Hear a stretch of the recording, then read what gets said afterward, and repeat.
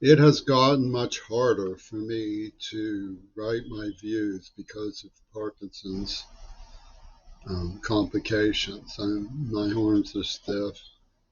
It's not impossible, but I have no more assurance that anybody reads what I have to say other than the parochial adversary who pores over everything I do. Then would pay attention to speech.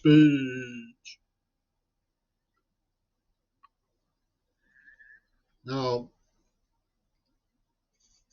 my goal in self representation isn't to co opt authority.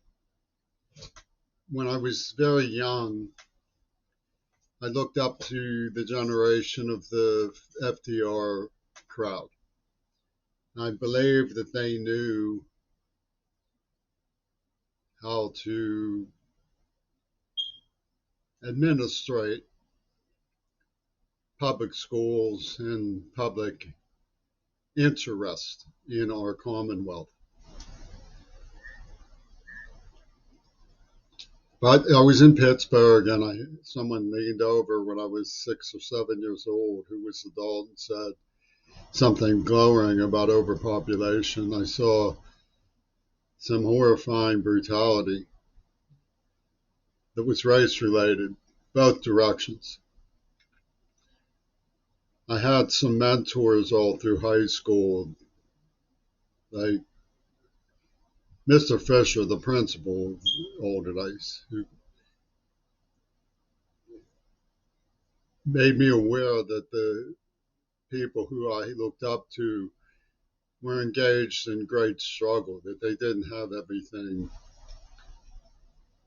situated properly because of, well, deviations from the norm who were sabotaging things.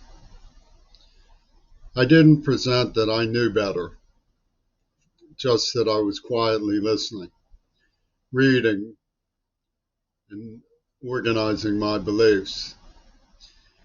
I was haunted by the fact that so many people were lying and justifying the terrible sadism that was visited on me, which I still thought was simply hatred for me because of my childhood of femininity. Because I was deaf and couldn't go to school, I knew that I would never be able to learn everything I needed to know. But in time, I realized that there was malicious neglect of ecology. So, in an attempt to break the grip of the community responsible for my suffering and to register a dissent against ecocide, I raised my public profile and entered into engaged opinions about the struggle for racial justice, for surmounting militarism and its colonial imperialism, for the survival of basic dignities and human rights. There's always somebody who doesn't like what I say because it's me. Larry Lederer called me up on the phone one day and said, I'd like your opinion. My father and I are in a dispute about whether I should go directly to law school or whether I should pursue my um, identity development. I said, well, do what you think is right, Larry. I mean, if you need the identity development, I think you should take a year off for that. He said, thanks. Getting your opinion makes me sure that I shouldn't follow it. And hung up. And he went right into law school. People are like that towards me.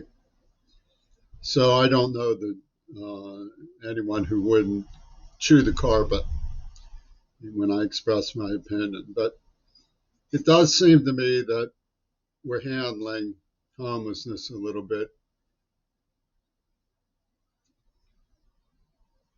less intelligently than we could be. It seems to me that we could have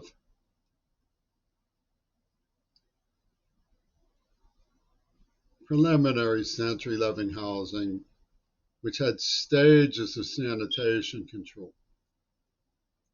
The bottom stage is to evaluate the person's personal effects to see if they contain contagions, whether they're really needed. The person would have to be cooperative with this. But evaluate their healthcare situation, move steadily up to evaluate mental health. And of course, some homeless people were going to react against that. Seattle leftists are going to react against that. People in government are going to react against that. And I'm going to get blamed for even offering my views as an editorialist.